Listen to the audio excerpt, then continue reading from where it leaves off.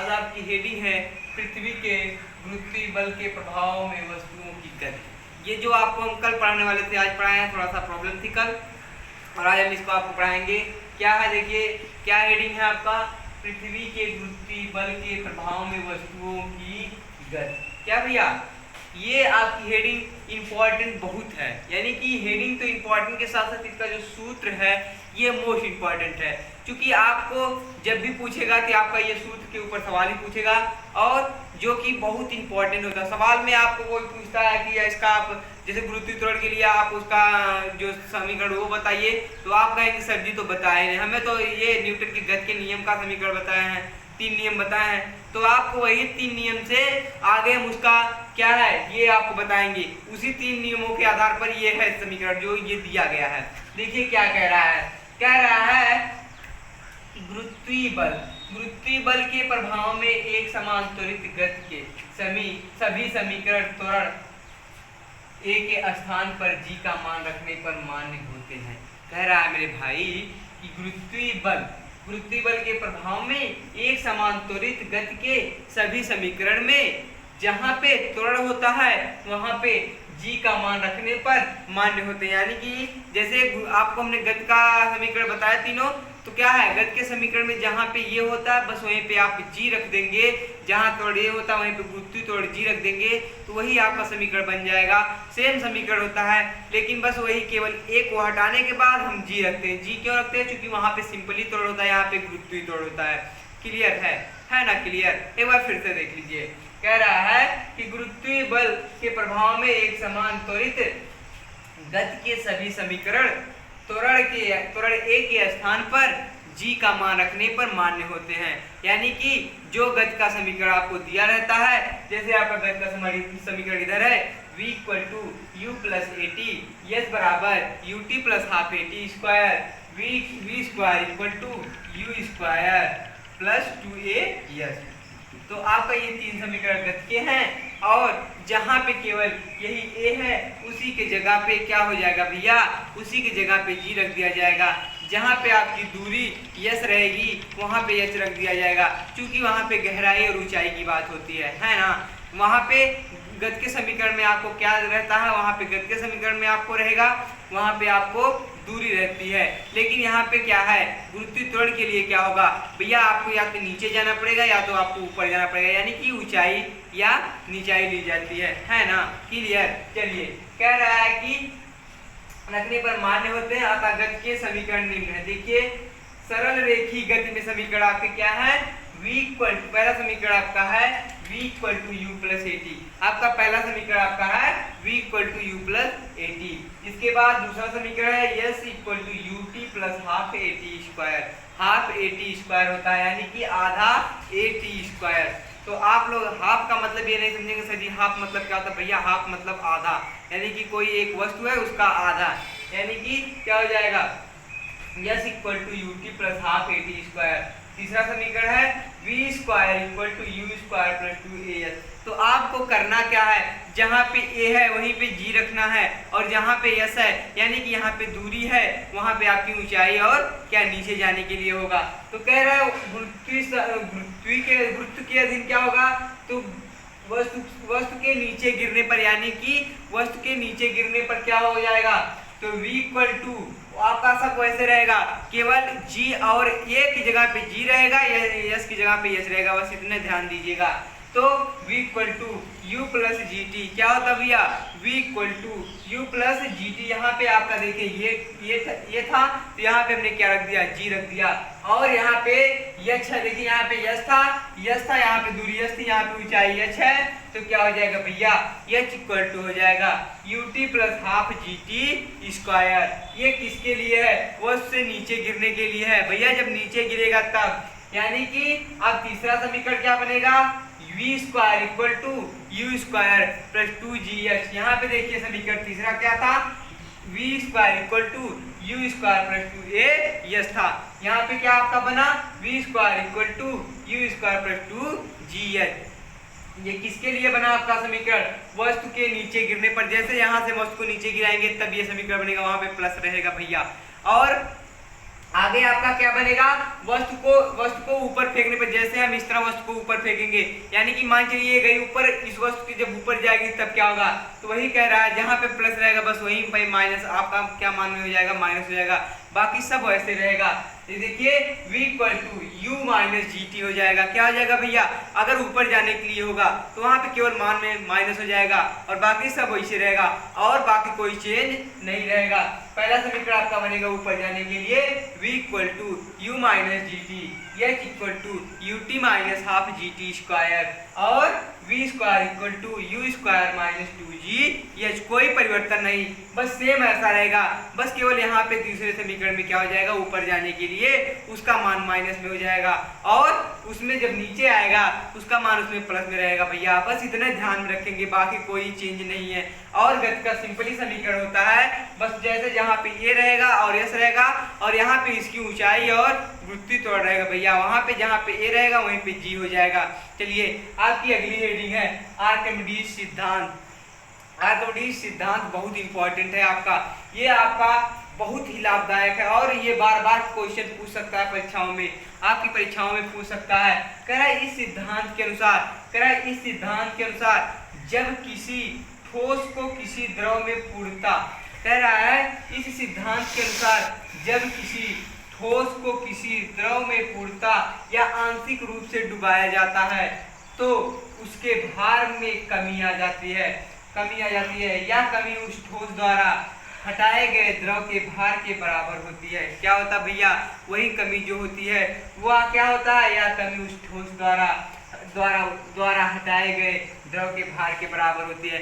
मान लीजिए कोई वस्तु पानी में डूब रही हो तो, यानी कि पानी में आपको ऐसे छोड़ दीजिए और वह क्यों ना आपकी 1 कुंटल की हो, लेकिन आपका वहां पे अगर पानी में आप उठाना चाहेंगे तो आप एक हाथ से भी उठा सकते हैं, क्योंकि पानी के भार के साथ साथ उसका भार कम हो जाता है, जिससे क्या होता है वो आसानी से उठ जाती है। देखिए क्या कह रहा है, इस सिद्धांत के अनुसार जब किसी ठोस को किसी द्रव में पूर्णतः या आंशिक रूप से डुबाया जाता है, मान के चलिए कि मैं पानी में पूर्णतः डूब रहा हूँ, क्या है, डुबाया जाता है, तो उसके भार में कमी आती है, यानी कि जब मैं डुबाया जाऊंगा पानी में तो जो मेरा भार मान लीजिए 55 जो भी 60-65 किलो होगा, भैया मेरा भार तो उतना नहीं है बट 50 से प्लस हूँ, तो क्या है कि जब मैं पानी में डुबाया जाऊंगा तो मेरे भार में कमी हो जाएगी, पानी की भार की अपेक्षा मेरे भार में कमी हो जाएगी। यही कमी या उस ठोस द्वारा हटाए गए द्रव के भार के बराबर होती है,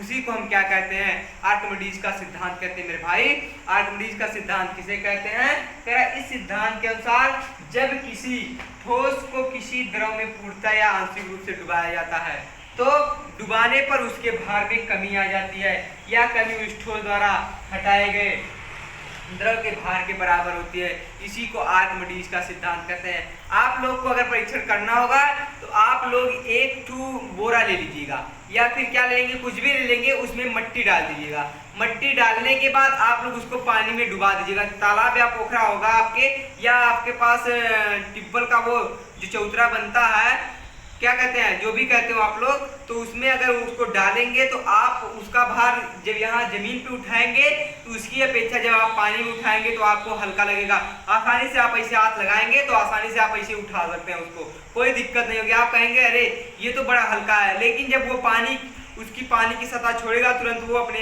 रूप में आ जाएगा, तुरंत कहेंगे अरे यार ये तो बहुत वजन है। इसीलिए उसी को क्या कहते हैं, आर्किमिडीज का सिद्धांत कहते हैं। आपकी अगली हेडिंग है उत्प्लावकता बल। उत्प्लावकता बल किसे कहते हैं, उत्प्लावकता बल क्या होते हैं। देखिए जब किसी ठोस को किसी द्रव में डुबाया जाता है, यानी कि किसी ठोस को द्रव में डुबाया जाता है तो वह ऊपर की ओर एक बल लगाता है, यानी कि जब किसी ठोस को किसी द्रव में डुबाते हैं तो वह ऊपर की तरफ एक बल लगाता है, जिसे उत्प्लावक बल अथवा उत्प्लावन बल कहते हैं। क्या कहते हैं भैया, कहते हैं कि जब किसी ठोस को, आप कोई ठोस वस्तु को पानी में अगर डुबाते हैं तो वह क्या होता है, ऊपर की तरफ एक बल लगाता है, उसी बल को क्या कहते हैं, एक बल लगाता है जिसे उत्प्लावक बल कहते हैं। जो ऊपर की तरफ बल लगाता है उसी को हम क्या कहते हैं, उत्प्लावक बल कहते हैं। अथवा उत्प्लवन कहते हैं, उसी को हम क्या कहते हैं, उत्प्लावक बल या उत्प्लावन बल कहते हैं। चलिए क्लियर है ना। अगर आपको समझ में आया तो कमेंट करिएगा, मैं फिर से समझाऊंगा आपको। और अगर पसंद आएगा वीडियो लाइक शेयर कमेंट करिएगा और चैनल को सब्सक्राइब करिएगा, बगल में बेल आइकन प्रेस करिएगा। चलिए थोड़ा सा आपको आगे बताते हैं क्या आगे। चलिए अगली हेडिंग आपकी उत्प्लावकता। हमने आपको उत्प्लवन बल के बारे में बताया क्या था अगली हेडिंग था, उत्प्लावक बल था आपका। और यह उत्प्लवन क्या कहते हैं, अगली हेडिंग आपकी है उत्प्लावकता। उत्प्लावकता किसे कहते हैं, सेम वही रहेगा बट थोड़ी सी चेंजिंग रहेगी उसमें। क्या है देखिए, कह रहा है किसी द्रव का वह गुण, कह रहा है किसी द्रव का वह गुण जिसके कारण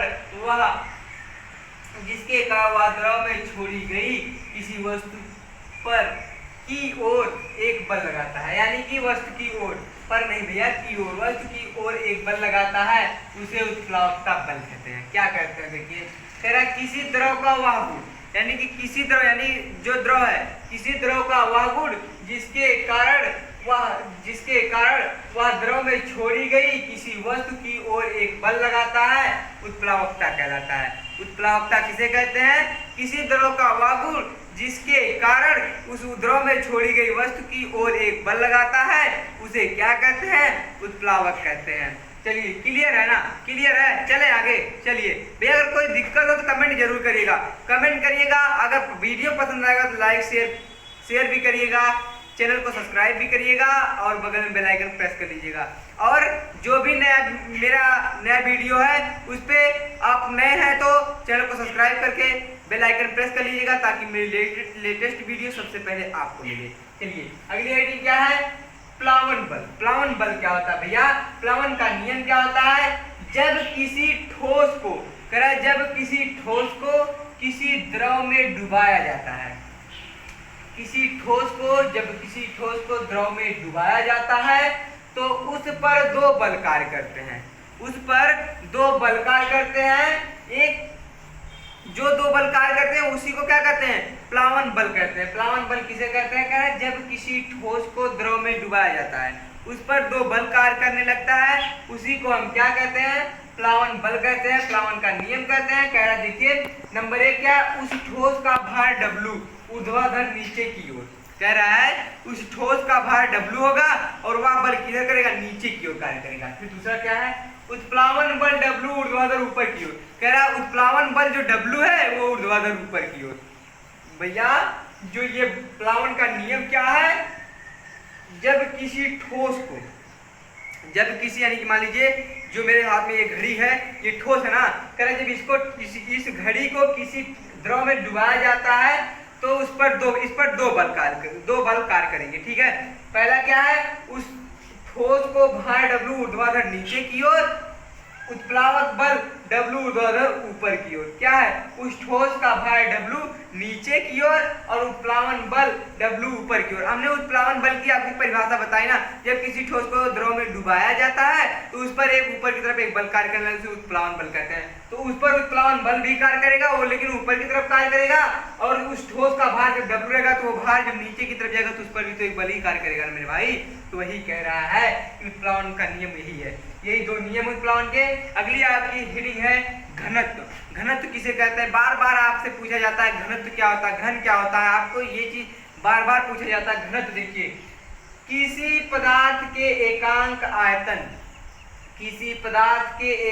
आयतन के द्रव्यमान को उसका घनत्व कहते हैं।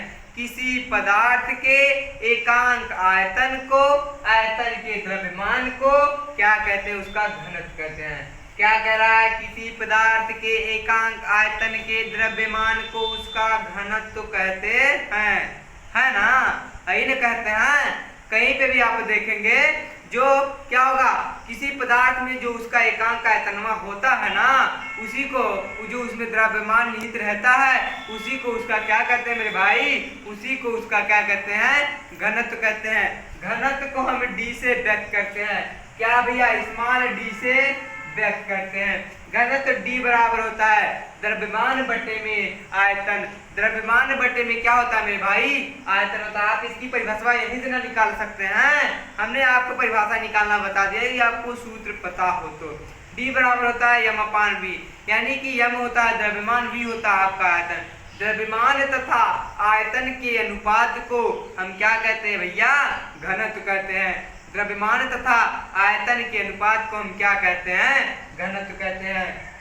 घनत्व का मात्रक क्या होता है? किलोग्राम मीटर क्यूब होता है। क्योंकि द्रव्यमान का मात्रक होता है, क्या होता है? द्रव्यमान का मात्रक होता है किलोग्राम, आयतन का होता है मात्रक मीटर क्यूब। क्योंकि इसमें 3 मीटर होता है, 3 लंबाइयाँ ऊंचाइयाँ होती हैं। क्या होती है? ऊंचाई लंबाई चौड़ाई तीनों होती है आयतन में, तो इसीलिए मीटर गुणे मीटर बराबर मीटर का क्यूब हो जाएगा। तो द्रव्यमान घनत्व का मात्रक क्या हो जाएगा? द्रव्यमान बटे में मीटर क्यूब होता है। चलिए वीडियो आपके यहीं पे खत्म होती है। वीडियो पसंद आएगा तो लाइक शेयर कमेंट करके जाइएगा, और अगर आप चैनल पे नए हो तो सब्सक्राइब कर लीजिएगा, बगल में बेल आइकन प्रेस कर लीजिएगा, और ताकि मेरी लेटेस्ट वीडियो सबसे पहले आपको मिले। मिलते हैं आपसे अगले वीडियो में, तब तक के लिए जय हिंद जय भारत।